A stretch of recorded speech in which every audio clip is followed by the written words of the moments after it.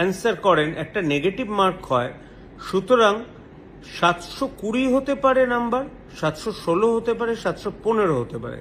এখানে 718-19 নাম্বার হওয়া সম্ভব না। তার চেয়েও বড় কথা, 67 জন একসাথে তো পেয়েছেন, কিন্তু একই সেন্টারে 6-7 জন করে 720 নাম্বার পেয়েছে।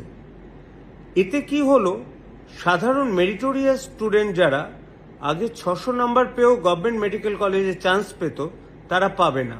650 পেয়েও তারা গভর্নমেন্টে চান্স পাবে কিনা জানি না।